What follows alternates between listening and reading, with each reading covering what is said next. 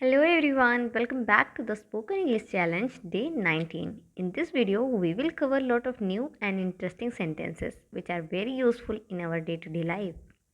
To be a fluent speaker, you have to practice hard, and for this, you have to watch the video and do practice with me.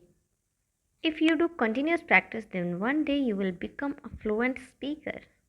Guys, my name is Vani Yadav and you are watching me on Ease English. Before going to start the video, I request you all, if you are new in the channel, please subscribe to the channel. And if you are already a subscriber, then press the like button and share the video. So without further ado, let's begin. First sentence, मैं केवल तुम्हारी वजह से यहाँ हूँ. कहिए, I am here because of you only. I am here because of you only. For example, आप किसी ऐसी जगह हैं जहाँ जाना आपको पसंद नहीं, बट आप अपने फ्रेंड्स की वजह से वहाँ पहुँच गए. तो आप कहते हो ना कि मैं यहाँ सिर्फ तुम्हारी वजह से आई हूँ या फिर आया हूँ, तो कहिए I am here only because of you. Next sentence, अपने भविष्य के बारे में सोचो. कहिए, think about your future. Think about your future. For example, अक्सर आप घर पे अपने भाई को या छोटी बहन को सबको कहते रहते हैं कि अपने भविष्य के बारे में सोचो, क्या करोगे आगे, क्या करना है, कैसे करना है.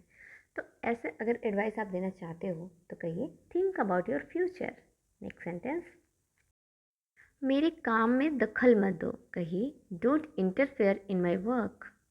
Don't interfere in my work. For example, आप कोई स्कूल का काम कर रहे हैं और आपके घर से कोई भी मेम्बर आके आपको थोड़ा बताने लगता है, उसमें एडवाइस करने लगता है, तो आप कहते हो ना कि मेरा काम है, मैं कर लूँगा, ज़्यादा आपको दखलंदाजी करने की ज़रूरत नहीं है. तो अगर ऐसा बोलना चाहते हो आप कहिए don't interfere in my work.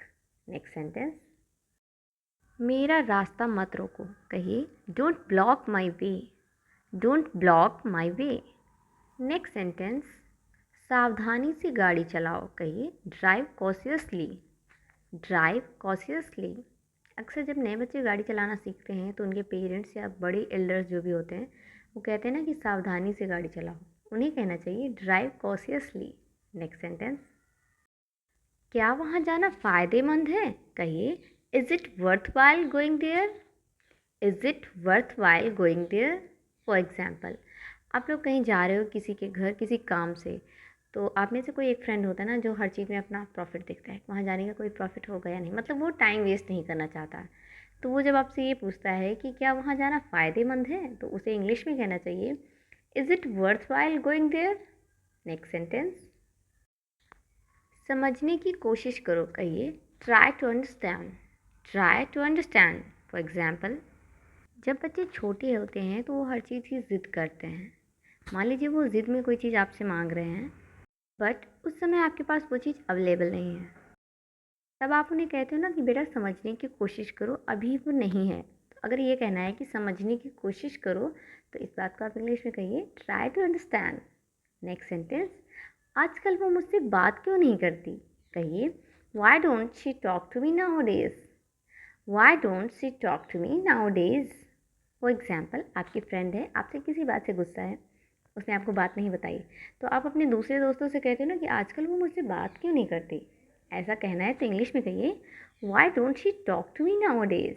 Next sentence, तुम मुझे राम की याद दिलाते हो. कहिए you remind me of Ram. You remind me of Ram.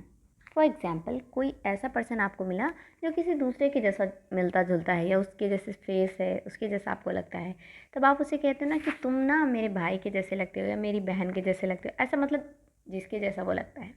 तो आपको कहना चाहिए you reminds me my brother या फिर you reminds me my sister.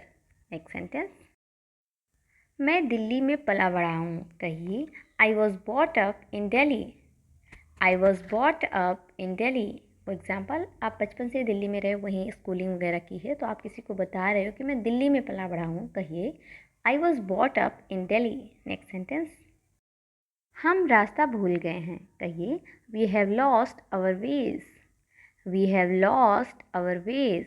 Next sentence, मुझे ये किसी तरह पता चल गया. कहिए somehow I got to know about it. Somehow I got to know about it.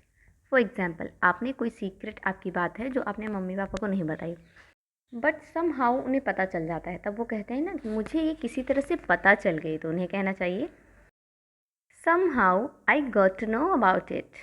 Next sentence. इसे वापस ले लो.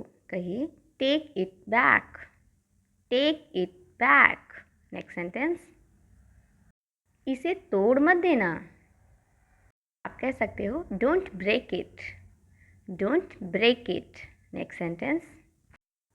क्या तुम्हें खाली कमरा चाहिए? कहिए Do you need an empty room? Do you need an empty room? For example आप अपने ग्रुप सर्कल में बैठे हो और कह रहे हो कि यार मैं सोच रहा हूँ एक नया बिज़नेस स्टार्ट करूँ. तो किसी आपके फ्रेंड के पास अगर खाली रूम पड़ा है तो कहता है ना कि क्या तुम्हें खाली कमरा चाहिए. तो अगर उसे ये पूछना है तो इंग्लिश में पूछ सकता है do you need an empty room. Next sentence.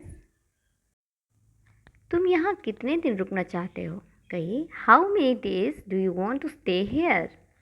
How many days do you want to stay here.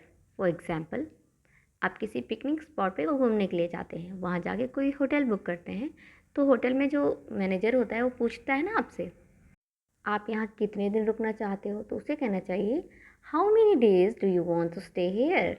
Next sentence. क्या तुमने कुछ कहा?